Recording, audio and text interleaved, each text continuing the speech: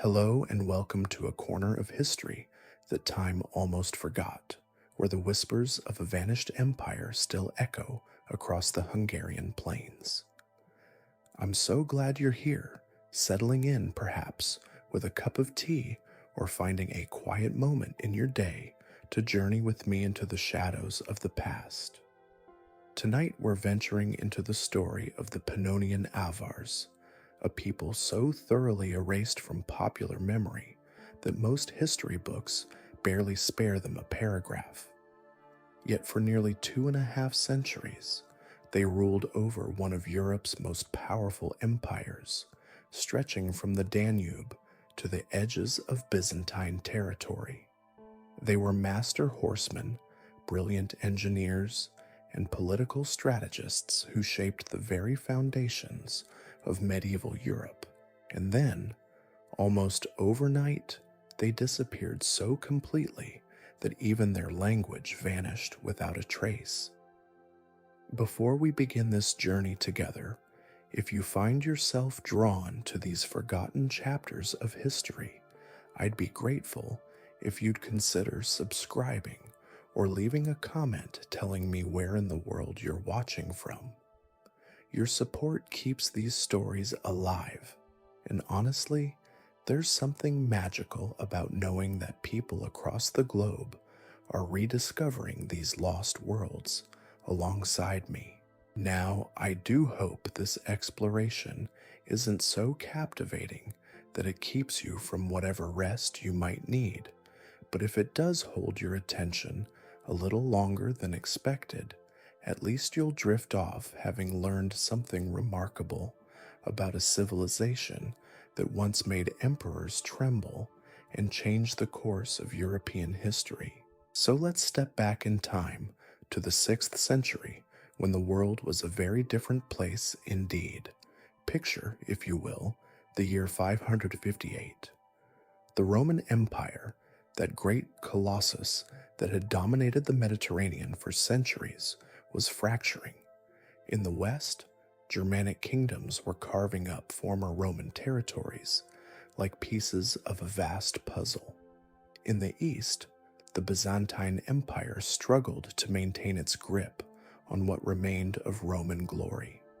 The old certainties were crumbling, and into this chaos rode a people whose very name would soon strike fear into the hearts of emperors and peasants alike. They called themselves the Avars, though the origins of this name remain shrouded in mystery. Some scholars suggest it derives from a word meaning wanderer or nomad, which would be fitting for a people who emerged from the vast steppes of Central Asia. Others propose connections to ancient titles of leadership or even divine favor. The truth, like so much about the Avars, has been lost to time. What we do know is that they arrived in Europe not as refugees or gradual migrants, but as conquerors. They came with a sophistication in warfare and diplomacy that caught the established powers completely off guard. These were not simple barbarian raiders, as Roman chroniclers often dismissed nomadic peoples. The Avars brought with them advanced metallurgy, revolutionary military tactics, and a political structure that would prove remarkably adaptable to European conditions. The first Europeans to encounter them were probably Slavic tribes living along the northern borders of the Byzantine Empire. Imagine the shock of these settled agricultural communities when horizon-darkening clouds of horsemen appeared, moving with a precision and coordination that spoke of generations of military evolution.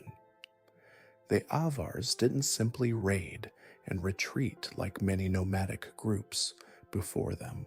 Instead, they systematically conquered, absorbed, and reorganized entire regions into a coherent empire. But here's where the story becomes particularly fascinating. The Avars didn't just conquer through brute force, though their military prowess was undeniable. They were master diplomats who understood the complex political landscape of 6th century Europe better than many of its native inhabitants. They played Byzantine emperors against Frankish kings, extracted tribute from multiple sources simultaneously, and created a web of alliances and dependencies that kept potential enemies divided as manageable. Their capital, known as the Ring, was unlike anything Europe had seen before. Built somewhere in the Pannonian Basin in what is now Hungary, it was a massive fortified complex consisting of concentric circles of earthworks, ditches, and palisades.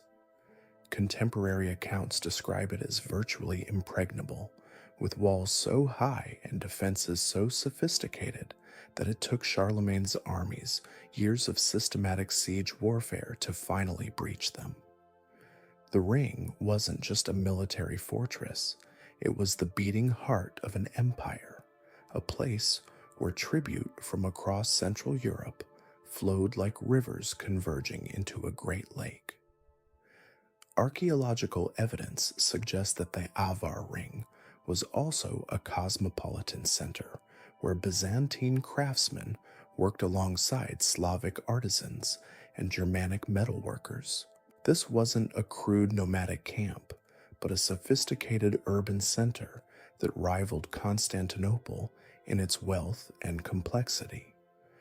Gold and silver artifacts found in Avar graves display a level of craftsmanship that speaks to extensive trade networks reaching from the Black Sea to the Baltic, from the Mediterranean to the edges of the known world. The Avars transformed warfare in medieval Europe in ways that would echo for centuries. They were among the first to use stirrups effectively in battle, giving their cavalry a decisive advantage in both mobility and striking power. Their composite bows, crafted with techniques learned on the Asian steppes, could penetrate armor at distances that traditional European weapons could not match. More importantly, they understood combined arms tactics, coordinating cavalry charges with infantry support and siege equipment in ways that wouldn't become common in Western Europe for centuries. But perhaps their most significant innovation was political. The Avars created what historians now recognize as one of the first truly federal empires in European history. Rather than imposing a uniform culture and administrative system across their territories, they allowed conquered peoples to maintain their own customs and leadership structures, provided they acknowledged Avar supremacy and paid tribute. Slavic tribes, Germanic settlers, and remnants of Roman provincial populations all found places within the Avar system. This flexibility was both their greatest strength and ultimately a key factor in their downfall. The Avar Empire became a complex mosaic of peoples and cultures, held together primarily by the personal authority of the Khagan and the military might of the core Avar tribes. When that authority weakened, the entire structure proved surprisingly fragile. The relationship between the Avars and their Slavic subjects deserves particular attention, as it shaped the ethnic and cultural map of Central Europe in ways that persist to this day. The Avars didn't simply conquer Slavic tribes. They incorporated them so thoroughly into their military and administrative systems that distinguishing between Avar and Slavic archaeological remains becomes increasingly difficult over time. This process created what some historians call the Slavicization of the Avar Empire, where the ruling elite gradually adopted the language and customs of their numerically superior subjects. Contemporary Byzantine sources describe this transformation with a mixture of confusion and fascination. Diplomats sent to negotiate with Avar leaders often reported that the barbarian Khagans spoke better Greek than many Byzantine officials and displayed a sophisticated understanding of Roman law and administrative procedures. These were not the simple horse nomads of earlier centuries, but the leaders of a hybrid civilization that combined the best elements of steppe warfare, Slavic agriculture, and Byzantine diplomacy. The Avars also revolutionized siege warfare in ways that would have lasting impacts on medieval military development. They were among the first nomadic peoples to systematically study and adopt Roman siege techniques, but they improved upon them by incorporating innovations learned during their migrations across Asia. Their siege engines were more mobile than traditional Roman designs, allowing them to conduct rapid campaigns that could reduce fortified cities before relief could arrive. Archaeological excavations at sites like Sirmium and Singadunum reveal the devastating effectiveness of Avar siege techniques. These former Roman strongholds, which had withstood Gothic and Hunnic attacks for decades, fell to Avar forces within months. The secret lay not just in superior equipment, but in the Avars' systematic approach to intelligence gathering and psychological warfare.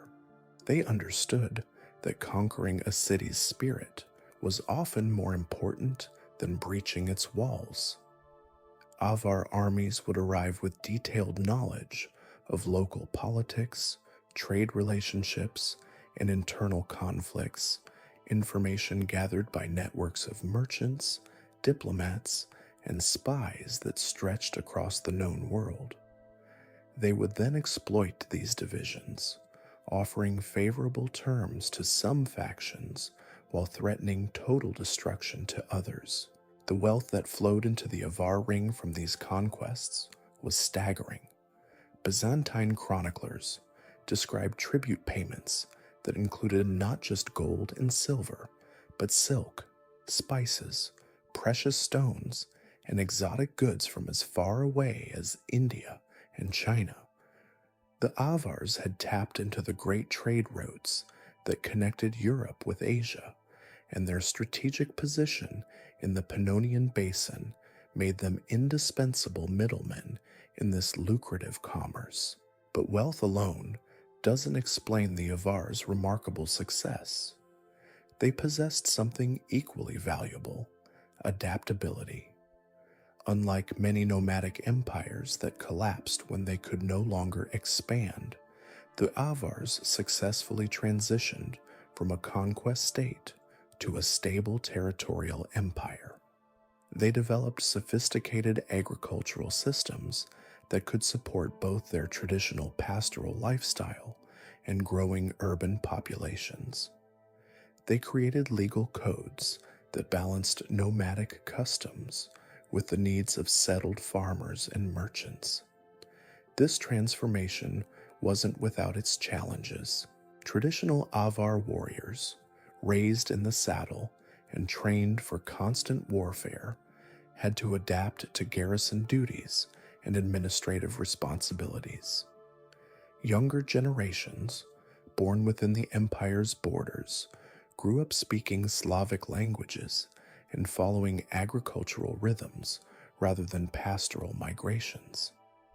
The cultural tensions that resulted would eventually contribute to the empire's fragmentation, but for nearly 2 centuries, the Avars managed these contradictions with remarkable skill. The story of how a nomadic confederation from the Asian steppes became the dominant power in Central Europe is one of the most remarkable transformation tales in medieval history. It challenges our assumptions about the relationship between civilization and barbarism, showing how supposedly primitive peoples could not only conquer, but improve upon the administrative and military systems of their more advanced neighbors. Yet despite their obvious achievements, the Avars remain mysterious figures in popular consciousness. Part of this obscurity stems from the nature of our sources. Unlike the Romans or Byzantines, the Avars left no written records in their own language. Our knowledge of them comes primarily from their enemies and neighbors, filtered through the biases and limitations of foreign observers. This linguistic silence has profound implications for how we understand Avar society and culture. When we read about them in Byzantine chronicles or Frankish annals, we're seeing them through the eyes of people who often viewed them as threats to be contained or resources to be exploited. The subtle complexities of their internal politics, their religious beliefs, their poetry and music, their family structures and social hierarchies, all of this has been filtered through the perspectives of outsiders who may not have understood what they were witnessing. Archaeological evidence provides some correctives to this literary bias, but it too has its limitations. Burial goods and settlement patterns can tell us about material culture and social organization, but they can't capture the lived experience of being Avar.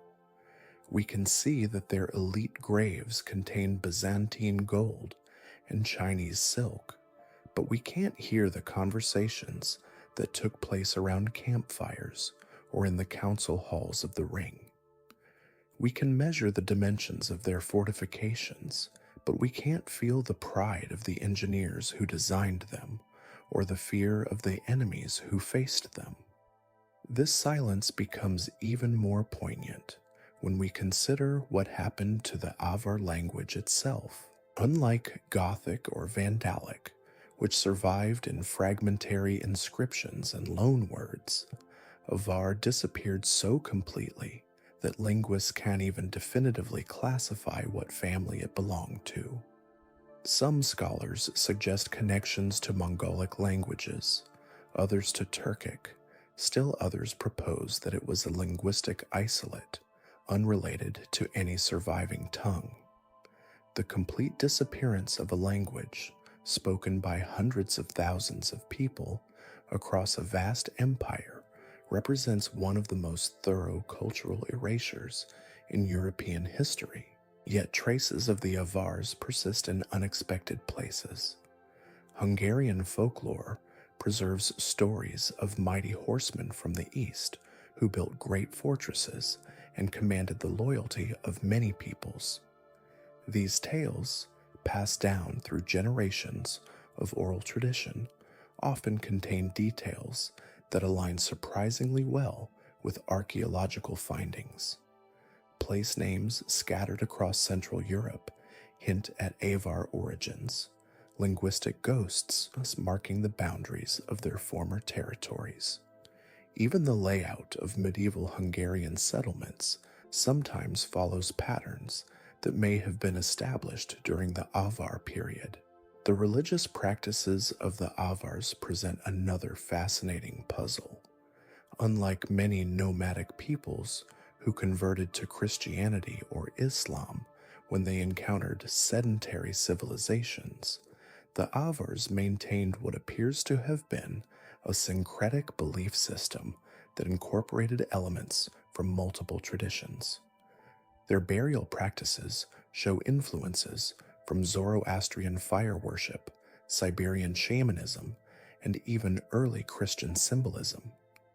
This religious flexibility may have been another key to their success, allowing them to rule over diverse populations without forcing dramatic spiritual conversions. Contemporary sources describe Avar religious ceremonies that combined elaborate horse sacrifices with Byzantine-style processions and Slavic seasonal festivals. These hybrid rituals served not just spiritual purposes, but political ones as well, creating shared experiences that bound together the empire's diverse ethnic groups. The Kagan himself, appears to have functioned as both military leader and high priest, a sacred figure whose authority derived as much from divine favor as from military success. The role of women in Avar society also challenges many stereotypes about nomadic cultures. Archaeological evidence from elite burials suggests that Avar women could achieve positions of considerable authority and wealth. Some graves contain weapons alongside jewelry, indicating that at least some women participated directly in warfare. Others show evidence of sophisticated craftsmanship, suggesting that women controlled important aspects of the empire's artistic production. Byzantine diplomatic records mention Avar queens and princesses who served as negotiators and treaty makers, roles that would have been unusual in contemporary European kingdoms. This may reflect the influence of steppe traditions, where women often held significant power, or it might indicate how the Avars adapted their social structures to the demands of ruling a settled empire. Either way, it suggests a more complex and nuanced society than the simple warrior culture often described in medieval chronicles. The economic foundations of the Avar Empire were equally sophisticated. While tribute and plunder provided initial wealth, the long-term prosperity of the ring depended on more sustainable sources. The Avars developed extensive trade networks that connected the Baltic amber routes with Mediterranean commerce, the Silk Road with Atlantic markets.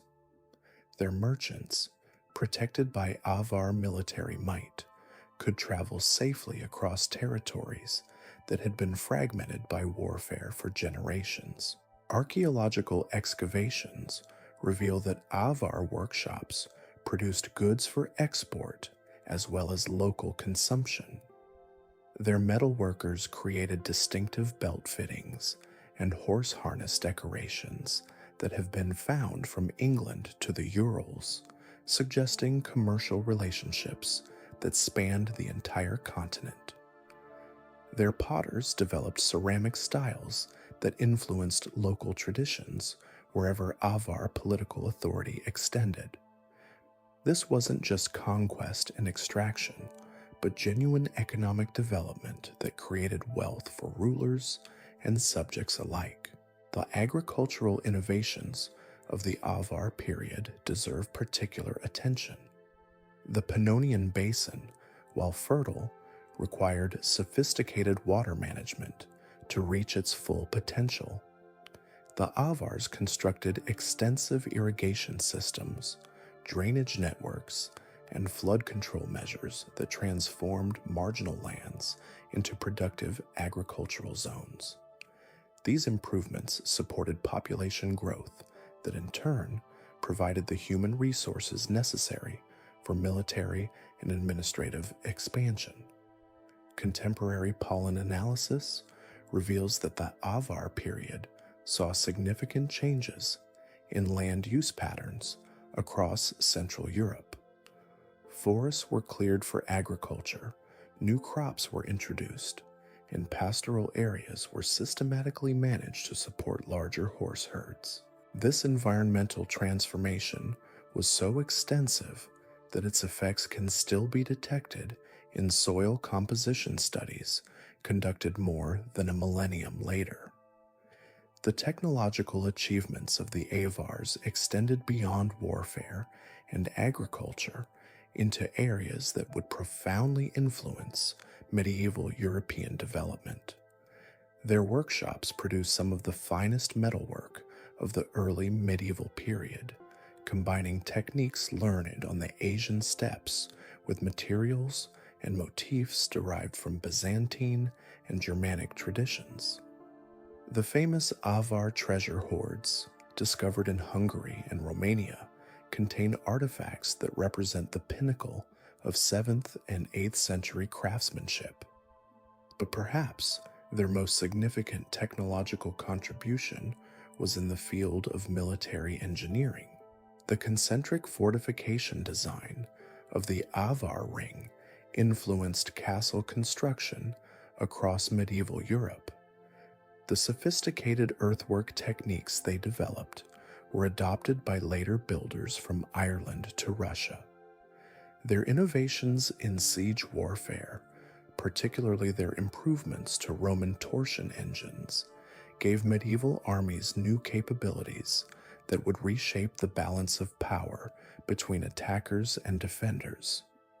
The decline of the Avar Empire, when it came, was surprisingly rapid for such a well-established power.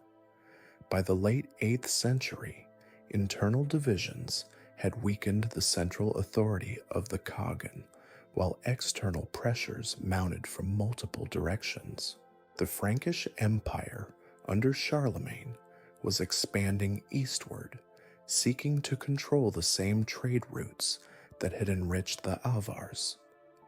Bulgarian tribes were pushing northward from the Danube, while Magyar horsemen were beginning to probe the eastern frontiers of Avar territory. But the end, when it came, wasn't simply military defeat. Archaeological evidence suggests that the Avar ring was abandoned gradually rather than destroyed in a single catastrophic siege. This implies a more complex process of political dissolution, where the various peoples who had been held together under Avar rule began to assert their independence and pursue their own destinies. The final chapter of Avar history remains one of the most enigmatic aspects of their story. Unlike other nomadic empires that left clear records of their destruction, the Avars seem to have simply faded away, their remaining populations absorbed into the emerging medieval kingdoms of Central Europe. Some may have joined the incoming Magyars, others integrated with Slavic communities. Still others perhaps migrated further east or west to seek new opportunities. What makes this disappearance so haunting is not just its completeness, but its timing. The Avars vanished just as Europe was entering what we now call the Carolingian Renaissance, a period of renewed learning and cultural flowering. Had they survived another century, we might have written records in their own language, detailed accounts of their customs and beliefs, perhaps even epic poems celebrating their great deeds. Instead, they became ghosts in the historical record, leaving behind only scattered bones and buried treasure to mark their passage. The process of Avar decline reveals fascinating insights into how medieval empires actually functioned. Modern scholarship suggests that the empire's federal structure, which had been such a strength during its expansion, became a vulnerability as external pressures mounted. Local leaders, who had once been content to pay tribute and acknowledge Avar supremacy, began to calculate whether they might be better served by new alliances. Slavic chieftains looked toward the rising power of the Bulgars, while Germanic nobles considered the benefits of Frankish protection. Archaeological layers from this period tell a story of gradual transformation rather than sudden collapse. Settlements that had once proudly displayed Avar material culture began incorporating Frankish and Slavic elements. Trade goods that had flowed toward the ring were redirected to new markets. Even burial practices shifted as local populations returned to older customs or adopted new ones from their changing political allegiances. The siege of the ring itself, when it finally came, was more symbolic than decisive. Charlemagne's forces, after years of systematic campaigning, found a fortress that was already half empty. The great treasure chambers that had once held the accumulated wealth of centuries were largely bare, their contents presumably distributed among departing allies or hidden in caches that archaeologists are still discovering today. The famous Avar gold that had dazzled European courts became the stuff of legend, scattered across a continent in hoards buried by fleeing nobles. Yet even as the political structure crumbled, Avar influence continued to shape the regions they had once ruled. The administrative systems they had developed didn't simply vanish overnight. Local officials, who had learned their craft under Avar rule, continued to use familiar methods and procedures, even as they served new masters. Legal codes that had balanced nomadic and sedentary traditions provided templates for the emerging kingdoms of medieval Hungary and Croatia. The military innovations of the Avars proved equally persistent.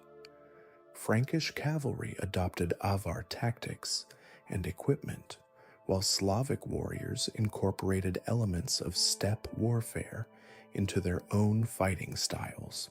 The distinctive Avar style of horse archery influenced military development across Eastern Europe, creating traditions that would persist well into the medieval period. Even the design principles behind the ring found new expression in the castle-building programs of later centuries. Perhaps most significantly, the Avars had fundamentally altered the ethnic and cultural landscape of Central Europe. The Slavic populations they had organized and protected became the foundation for the medieval kingdoms of Bohemia, Poland, and Hungary. The trade networks they had established continued to function under new management, connecting northern European markets with Mediterranean commerce for centuries to come. The agricultural improvements they had sponsored provided the economic foundation for medieval prosperity in the Pannonian Basin. But understanding Avar legacy requires looking beyond these material contributions to consider their role in the broader transformation of European civilization. They had demonstrated that nomadic peoples could successfully transition to territorial rule, that federal empires could function effectively in a European context, and that cultural synthesis could create new forms of political organization more sophisticated than their constituent parts. The Avars had also shown how quickly historical memory could be erased. Within a generation of their political collapse, chronicles were describing them as if they had been just another wave of barbarian raiders, no different from the Huns or Goths who had preceded them. The complexity of their achievements, the sophistication of their administration, the richness of their cultural synthesis, all of this was reduced to footnotes in histories focused on the rise of Frankish power. This erasure wasn't entirely accidental. The Carolingian court, eager to legitimize its own expansion into former Avar territories, had little interest in preserving memories of a sophisticated rival empire. It was much easier to justify conquest if the previous rulers could be dismissed as primitive barbarians who had contributed nothing of value to European development. The same process would later affect historical memory of the Vikings, the Mongols, and other nomadic powers whose achievements challenged conventional narratives about civilization and progress. Modern archaeology has begun to correct this historical amnesia, revealing the true scope of Avar achievements and their lasting influence on European development. Excavations across Central Europe continue to uncover evidence of Avar technological innovation, artistic achievement, and administrative sophistication. Carbon dating and other scientific techniques have allowed researchers to reconstruct the chronology of Avar expansion and decline with unprecedented precision. Perhaps most remarkably, genetic studies of modern populations have begun to trace the biological legacy of the Avars across contemporary Europe. DNA analysis suggests that significant Avar ancestry persists in Hungarian, Romanian, and Croatian populations, despite the political disappearance of the empire more than 12 centuries ago.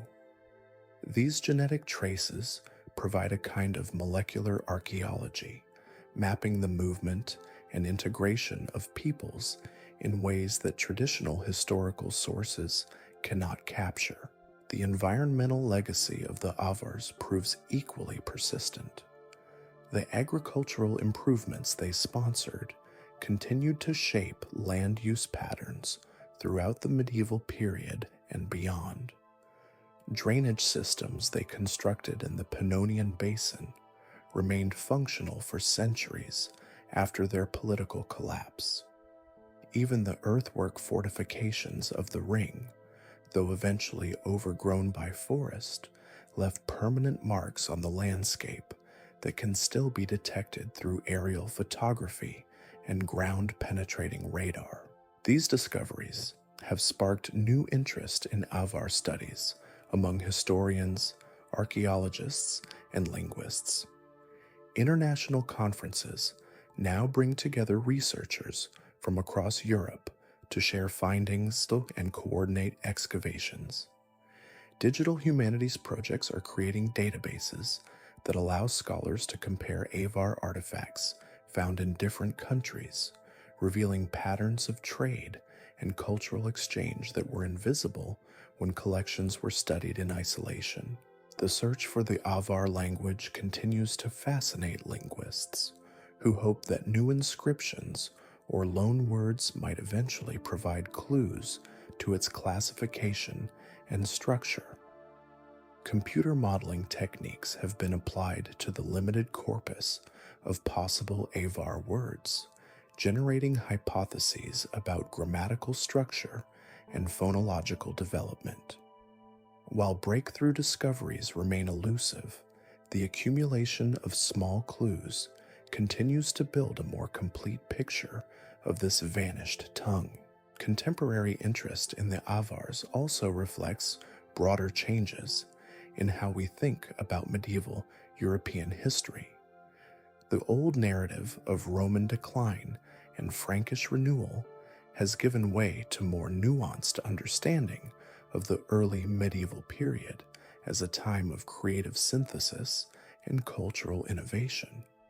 The Avars fit perfectly into this revised framework, representing not barbarian destruction, but sophisticated adaptation and political experimentation.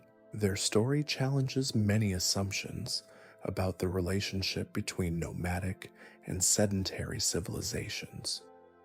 Rather than representing opposite poles of human development, the Avar example suggests that the most successful medieval societies often combined elements from both traditions. The mobility and military effectiveness of steppe cultures could be combined with the agricultural productivity and administrative sophistication of settled societies to create hybrid forms that were stronger than either alone. This lesson has particular relevance for understanding other medieval empires that successfully combined nomadic and sedentary elements. The success of the Mongols, the Ottomans, and the Mughals all followed patterns first established by powers like the Avars. The ability to maintain military mobility while developing territorial administration became a key to success in the medieval world system. The Avar example also illuminates the crucial role that intermediary powers played in medieval European development. Positioned between the Byzantine Empire and the emerging kingdoms of Western Europe, They served as conduits for technological transfer, diplomatic communication, and commercial exchange. Their disappearance left a vacuum that wasn't adequately filled until the rise of medieval Hungary, and this gap contributed to the fragmentation and conflict that characterized Central Europe for centuries afterward. Understanding the Avars requires us to think beyond traditional national histories and consider Europe as an interconnected system of competing and cooperating powers.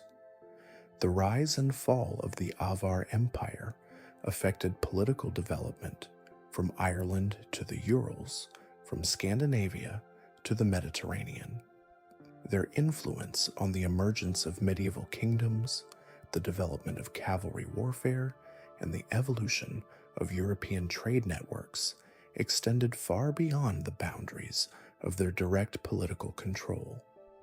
Yet for all their historical significance, the Avars remain curiously absent from popular consciousness. Unlike the Vikings or the Normans, who have captured public imagination through literature and media, the Avars exist mostly in academic discussions and archaeological reports.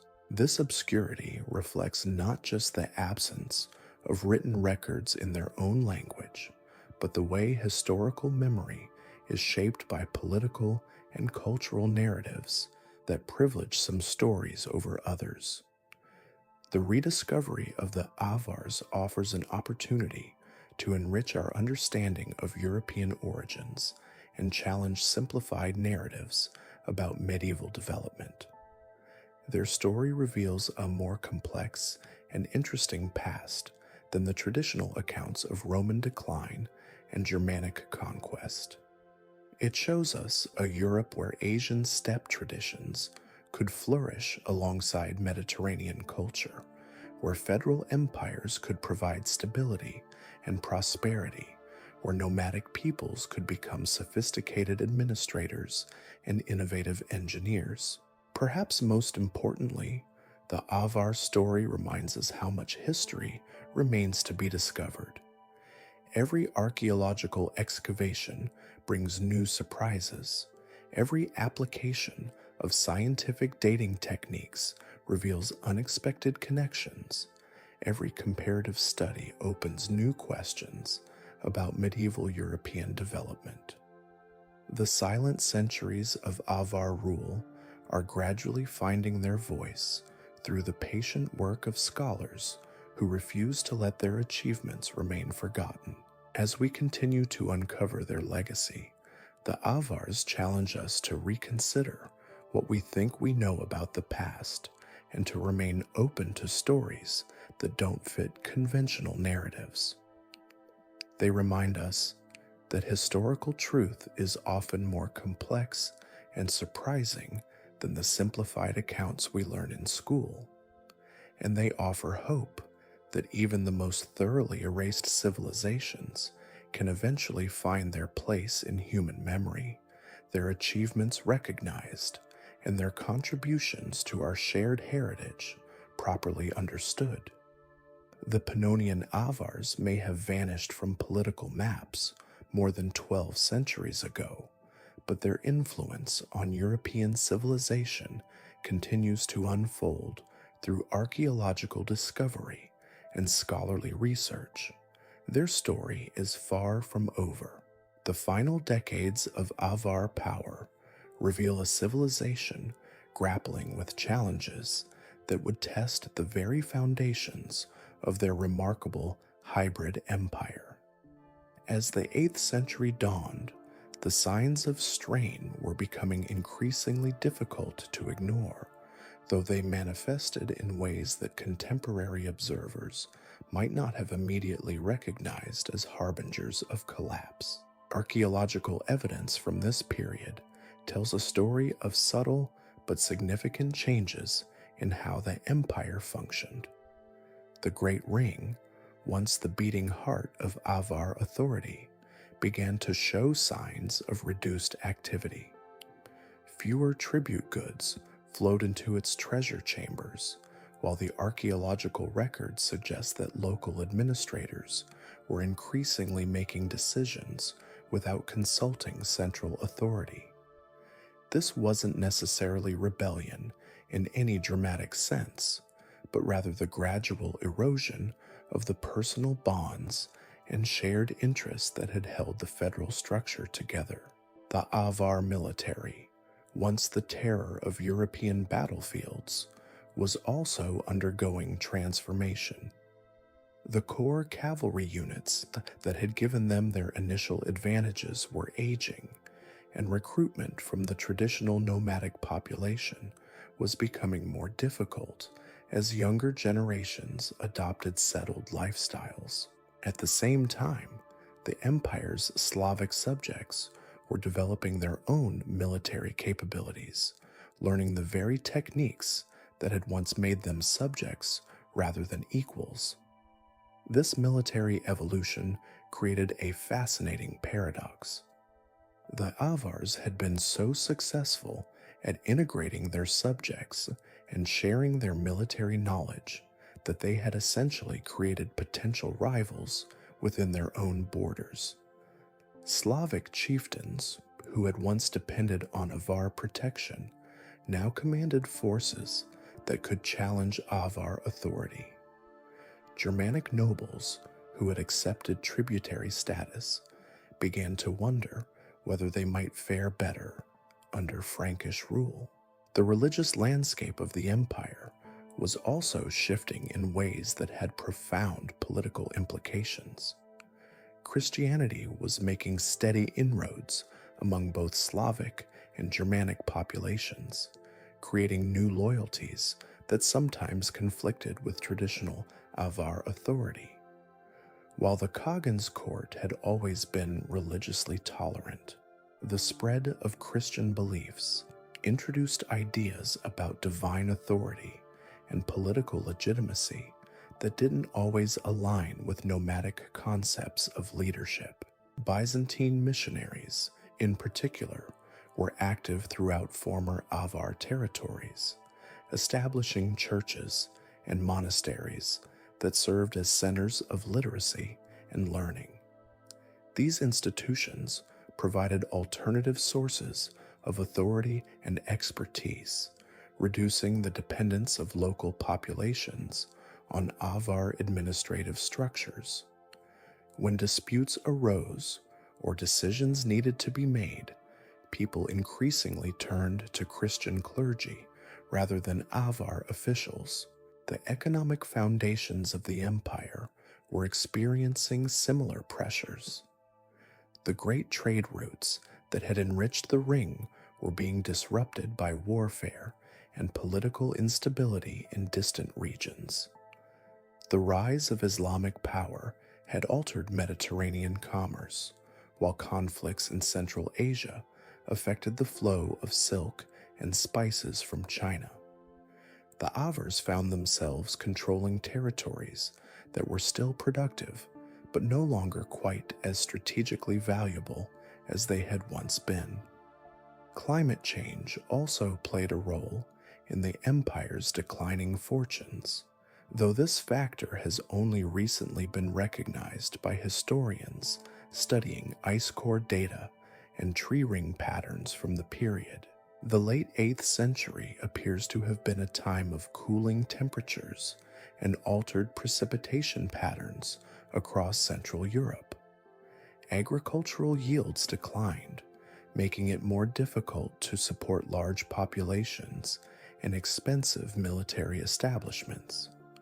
These environmental pressures were particularly challenging for the Avars because their empire had grown dependent on agricultural surpluses to support non-productive populations like full-time warriors and administrators. When harvest declined, the entire system came under strain. Local populations, who had previously been willing to pay tribute, began to question whether Avar protection was worth the cost, especially when that protection seemed less effective than it had been in previous generations. The response of the Avar leadership to these mounting challenges reveals both the strengths and limitations of their political system. The Khagan attempted to maintain unity through traditional methods, organizing great assemblies where tribal leaders could air grievances and negotiate new arrangements. These gatherings, described in fragmentary Byzantine sources, seem to have been impressive displays of diplomatic skill and cultural synthesis. Yet the very diversity that had once been the empire's strength now made consensus increasingly difficult to achieve. Slavic chieftains had different concerns than Germanic nobles, while traditional Avar warriors felt their interests were being sacrificed to accommodate settled populations. The Khagan found himself mediating between competing factions rather than leading a united people, a role that required political skills of the highest order. Some Khagans of this period appear to have been remarkably capable leaders who might have preserved the empire under different circumstances. Archaeological evidence suggests continued investment in infrastructure and defensive works well into the 8th century, indicating that central authority retained both resources and vision. The famous Avar goldwork of this period shows no decline in quality or sophistication, suggesting that craft traditions and commercial networks remained intact. But individual leadership, however skilled, could not address the fundamental structural changes that were reshaping the European political landscape. The rise of Charlemagne's Frankish Empire created a rival power that combined military effectiveness with ideological appeal in ways that the Avars found difficult to counter. Frankish Christianity offered not just spiritual salvation, but also connection to a broader European civilization that seemed to represent the future. The Frankish approach to expansion was also more systematic than anything the Avars had previously encountered. Earlier enemies had been content to raid Avar territories or extract tribute from border regions. The Franks, by contrast, sought to permanently incorporate former Avar lands into their own administrative system, offering local elites positions in a larger and apparently more stable political structure. This systematic approach extended to economic warfare as well. Frankish merchants, protected by increasingly effective military forces, began to establish trading posts in regions that had previously been Avar commercial monopolies. They offered alternative markets for local products and access to goods that might be difficult to obtain through traditional Avar channels. The economic foundations of Avar power were gradually undermined not through dramatic military defeat, but through patient commercial competition. The psychological impact of these changes should not be underestimated. For generations, Avar power had seemed inevitable, a permanent feature of the European political landscape. Local populations had adjusted their expectations and life strategies around the assumption that Avar rule would continue indefinitely. When that assumption began to seem questionable, the entire social and political fabric of the empire started to unravel. Archaeological evidence from settlement sites during this period reveals interesting patterns of material culture that reflect these changing loyalties and expectations. Objects that had once proclaimed Avar identity or allegiance began to disappear from household assemblages, replaced by items that suggested different cultural orientations. This wasn't necessarily conscious political rebellion, but rather the gradual shift in everyday choices that reflects deeper changes in social identity. The role of women in this transformation deserves particular attention, as female networks often played crucial roles in maintaining or undermining political loyalties in medieval societies. Avar women who had married into Slavic or Germanic families found themselves mediating between competing cultural and political systems. Their children grew up with multiple identities and allegiances, making the next generation less reliably committed to traditional Avar authority. Marriage alliances, which had once cemented political relationships across ethnic boundaries, began to work against Avar interests as local elites calculated that connections to rising powers might serve them better than loyalty to a declining empire. The diplomatic marriages that had been tools of Avar expansion became pathways for the influence of rival powers to penetrate the heart of former Avar territories. The transformation of warfare during this period also worked against traditional Avar advantages. The spread of heavy cavalry techniques among their former subjects meant that Avar forces no longer enjoyed decisive tactical superiority. Infantry formations, equipped with improved armor and weapons, could hold their own against cavalry charges that had once been irresistible. The military innovations that had given the Avars their initial advantages had been adopted and adapted by their enemies. Siege warfare, in particular, had evolved in ways that made the Avar ring's defensive advantages less decisive than they had once been.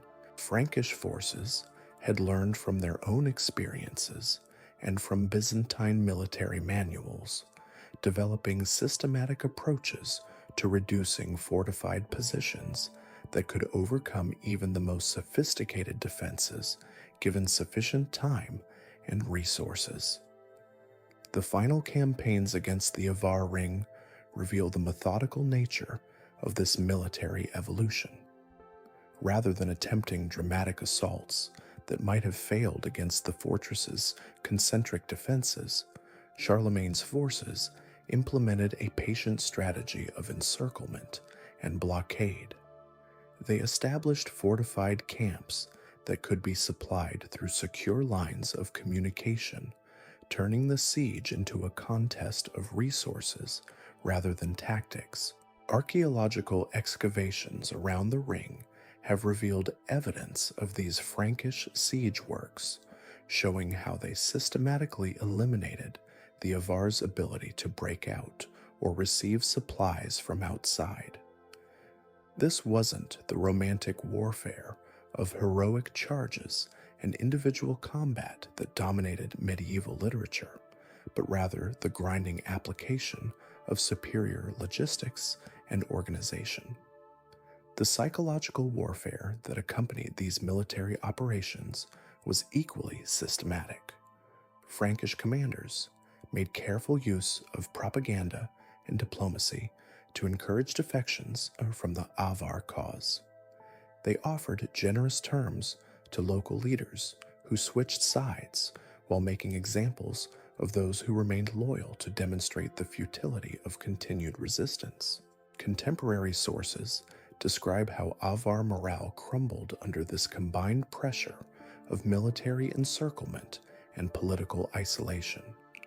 Warriors who had never known defeat found themselves facing an enemy that seemed to possess unlimited resources and inexhaustible patience. The very qualities that had made the Avars successful, their mobility and adaptability, became liabilities when facing an opponent who controlled the strategic initiative. The final assault on the ring, when it came, was almost anticlimactic. Archaeological evidence suggests that much of the fortress had already been abandoned by the time Frankish forces breached the outer defenses. The great treasure chambers that had held the accumulated wealth of centuries were largely empty, their contents apparently distributed among departing allies or hidden in caches that remain undiscovered to this day. Yet the fall of the ring did not mark the immediate end of Avar presence in Central Europe. Scattered communities that identified themselves as Avar continued to exist for several more decades, gradually assimilating into the emerging political structures of medieval Hungary and Croatia. Some Avar nobles appear to have received positions in the Frankish administrative system, their expertise in local affairs making them valuable assets for the new rulers. The process of cultural transformation that followed the political collapse reveals fascinating insights into how identities shift in response to changing circumstances. People who had considered themselves Avar began to emphasize other aspects of their heritage, becoming Slavic or Germanic or simply Christian without necessarily feeling that they were betraying their ancestors.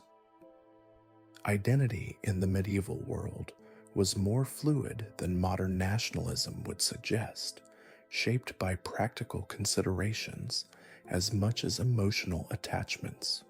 Archaeological evidence from post-conquest settlements shows this cultural blending in material terms. Pottery styles that had been distinctively Avar began to incorporate Frankish and Slavic elements, creating hybrid forms that reflected the new political realities. Burial practices evolved similarly, as Christian customs gradually replaced traditional Avar funeral rites, while sometimes preserving elements that connected the living to their ancestral past. The linguistic evidence for this transformation is particularly poignant, though necessarily limited by the absence of written records in the Avar language. Place names that may preserve Avar linguistic elements can be found scattered across Central Europe, but their meanings are often unclear and their attribution to Avar origins sometimes disputed.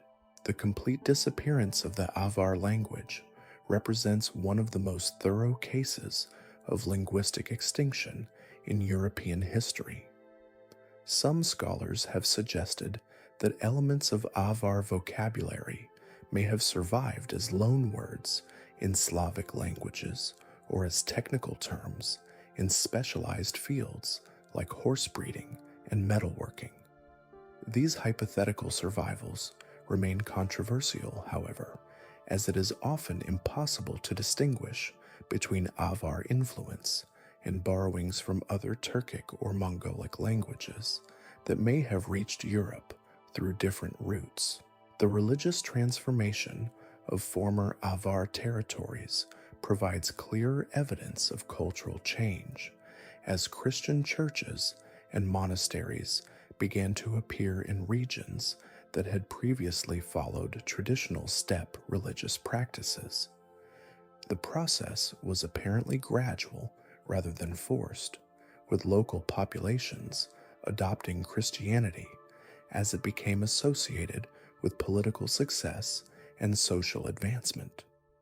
Some elements of traditional Avar religious practices may have been preserved within Christian contexts, following patterns of religious syncretism that were common throughout medieval Europe.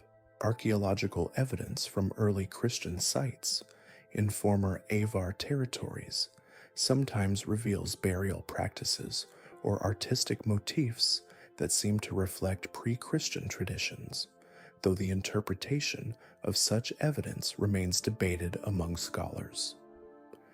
The economic transformation of the region following the Avar collapse was equally profound. The trade networks that had centered on the ring were gradually reorganized around new centers of power, particularly the emerging Hungarian kingdom and the Frankish administrative centers established in former Avar territories. This reorganization took several decades to complete and caused significant disruption to local economies during the transition period. Agricultural production appears to have continued largely unchanged, suggesting that the farming techniques and crop varieties introduced during the Avar period remained viable under new political arrangements.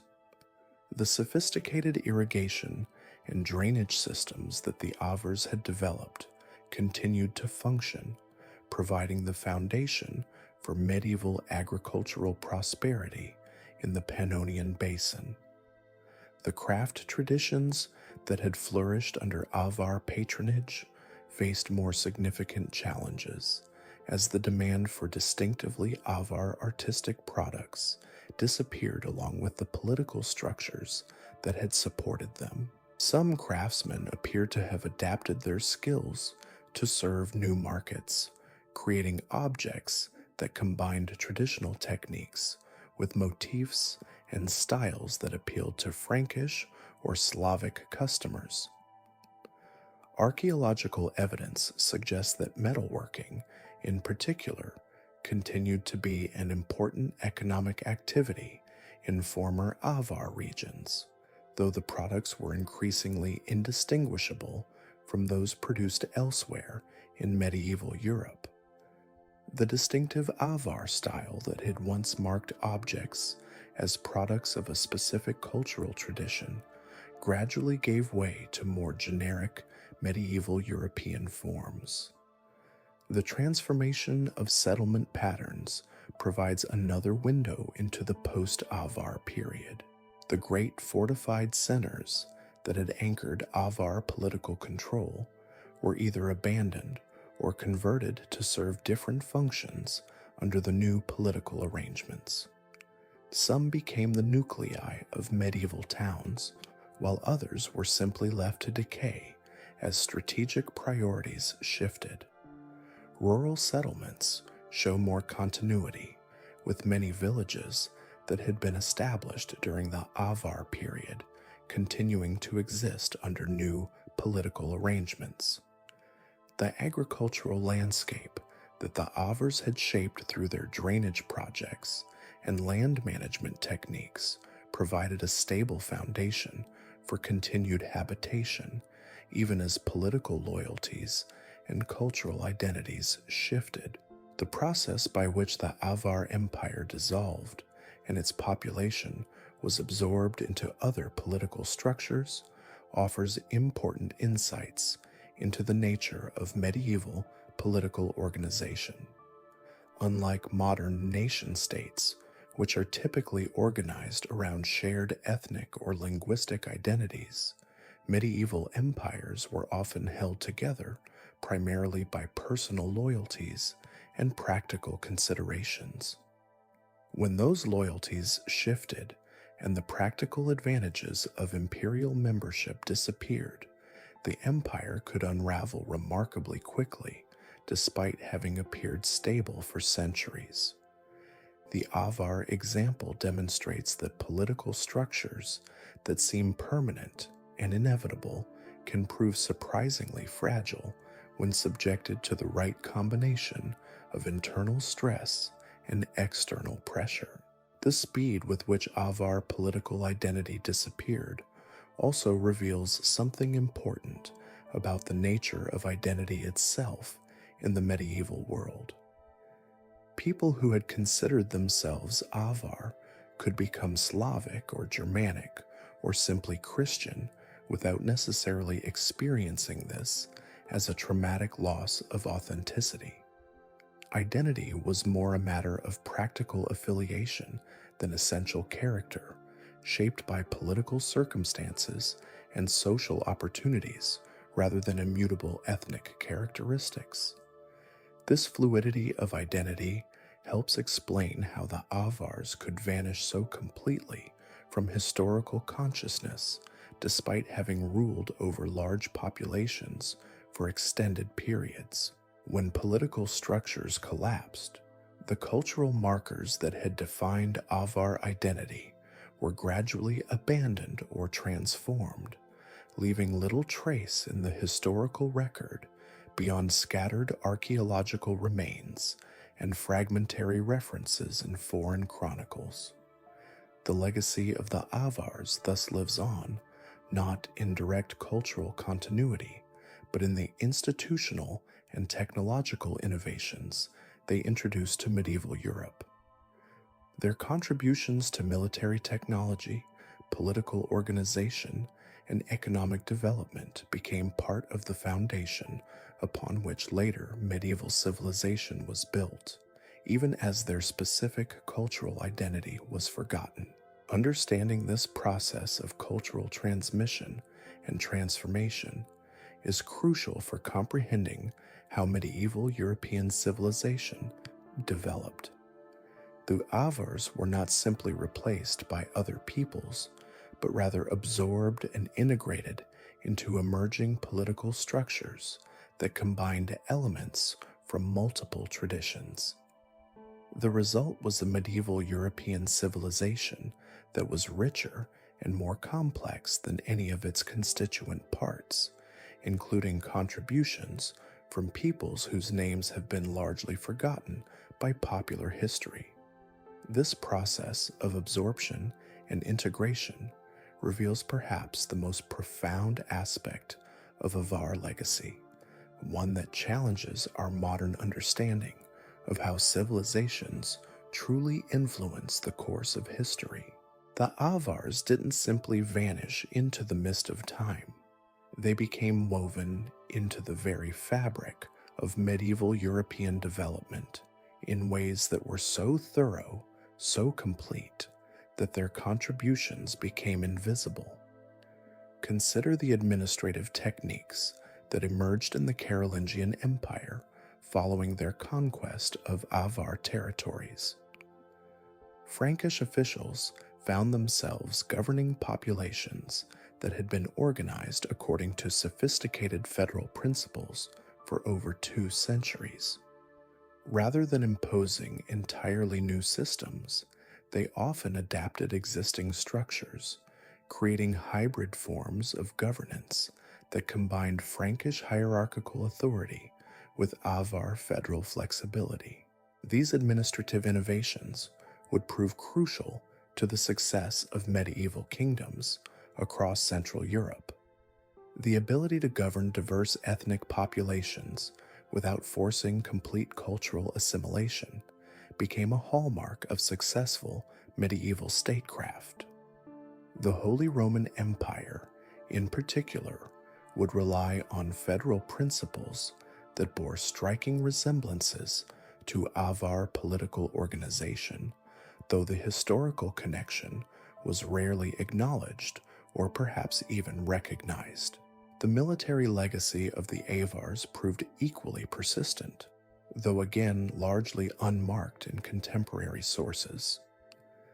The heavy cavalry techniques that became central to medieval warfare drew heavily on innovations first developed by Avar military engineers. The coordinated use of cavalry, infantry, and siege equipment that characterized later medieval armies followed tactical principles that the Avars had perfected centuries earlier. Even more significant was the Avar contribution to the development of castle architecture. The concentric defensive design of the ring influenced fortress construction across medieval Europe, though the connection was often indirect. Frankish military engineers who had studied Avar fortifications during the siege incorporated elements of their design into later projects, creating a lineage of defensive architecture that stretched from the Pannonian Basin to the Norman castles of England. The economic systems that emerged in post-Avar Central Europe also bore the subtle imprint of their innovations. The trade networks that had centered on the ring were reorganized rather than destroyed, with new centers of power taking over routes and relationships that the Avars had established. The commercial law codes that governed medieval European trade incorporated principles that had been developed to manage the complex, multi-ethnic commerce of the Avar Empire. Agricultural techniques provide perhaps the clearest example of this invisible legacy. The drainage and irrigation systems that the Avars had constructed continued to function for centuries, supporting agricultural productivity that became the foundation of medieval prosperity in the Pannonian Basin. Farming communities that had learned these techniques under Avar rule continued to employ them under new political arrangements, passing the knowledge down through generations of practical experience. The crops that the Avars had introduced or promoted also persisted, becoming integral parts of Central European agricultural systems. Some varieties of wheat and barley that became staples of medieval farming can be traced back to seeds first planted during the Avar period. Even livestock breeding practices that the Avars had developed continued to shape the genetic characteristics of horses and cattle in the region for centuries after their political disappearance. Archaeological evidence from rural settlements reveals the persistence of building techniques and settlement patterns that originated during the Avar period. The layout of medieval villages often followed organizational principles that had been established when these communities were part of the Avar Empire. Houses were constructed using methods that combined steppe traditions with local materials, creating architectural forms that became characteristic of Central European rural life. The technological innovations of the Avars had equally lasting impacts, though again these contributions were rarely attributed to their originators. Metalworking techniques that had been perfected in Avar workshops continued to influence European craftsmanship throughout the medieval period. The distinctive alloys and forging methods that had made Avar weapons and tools superior to their competitors became part of the general technological heritage of medieval Europe. Textile production offers another example of this technological continuity. The Avars had developed sophisticated techniques for working with silk and other luxury materials imported from Asia, creating distinctive fabric patterns and dyeing methods that influenced European textile production for centuries. Medieval European silk production, particularly in regions that had once been part of the Avar Empire, employed techniques that could be traced back to Avar workshops. Even more intriguing is the evidence for Avar influence on European music and oral traditions. While no Avar songs survive in their original form, ethnomusicologists have identified melodic patterns and rhythmic structures in Central European folk music that may preserve elements of steppe musical traditions.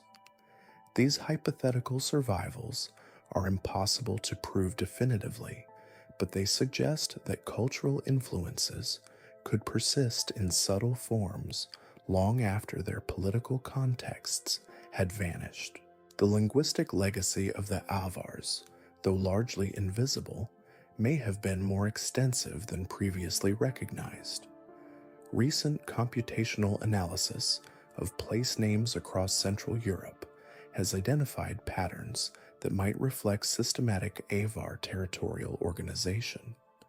These names, many of which survived the political transition and continue to be used today, could represent a kind of linguistic archaeology that preserves traces of Avar administrative geography. More controversial is the suggestion that certain structural features of Central European languages might reflect Avar influence.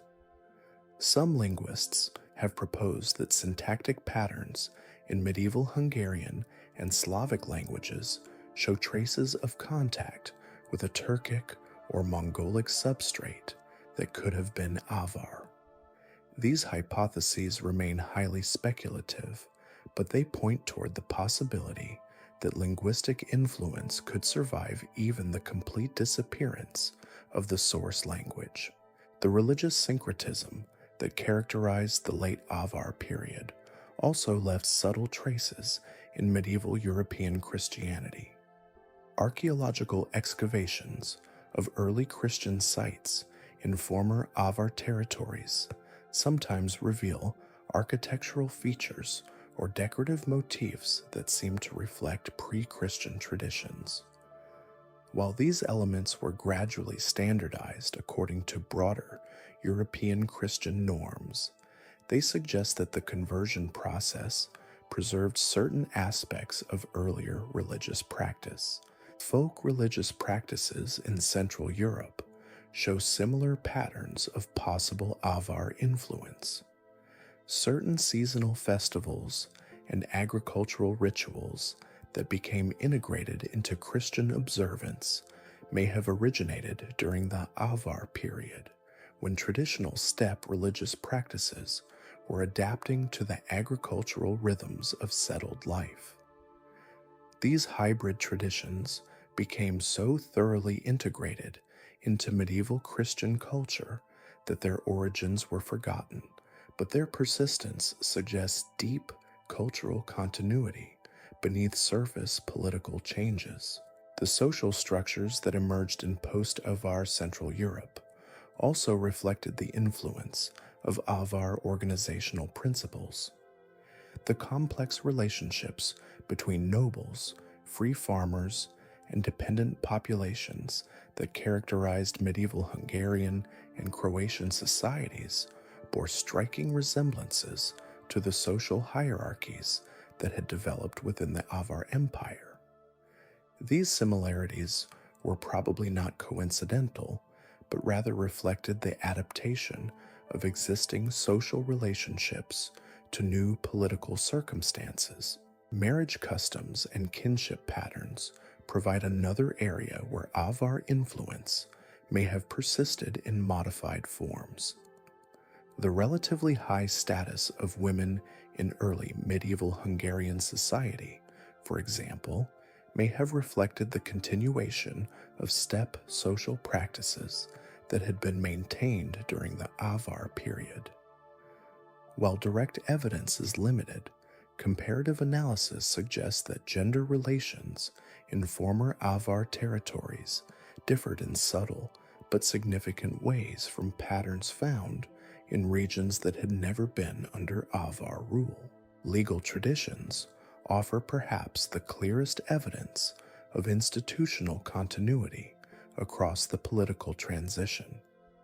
Early medieval law codes from former Avar territories incorporated principles that seemed to balance the interests of different ethnic groups in ways that resembled Avar federal practices. The concept of legal pluralism, where different populations could follow different legal traditions within a single political system, became a characteristic feature of medieval Central European governance. These legal innovations would prove crucial to the success of later medieval empires that faced similar challenges in governing diverse populations. The Habsburg approach to managing ethnic diversity within their territories, for example, employed principles that could be traced back through centuries of administrative evolution to innovations first developed under Avar rule. The environmental legacy of the Avars extended beyond their agricultural innovations to include broader patterns of land use and resource management. The systematic approach to forest management that they had developed to support both pastoral and agricultural activities continued to influence European forestry practices throughout the medieval period.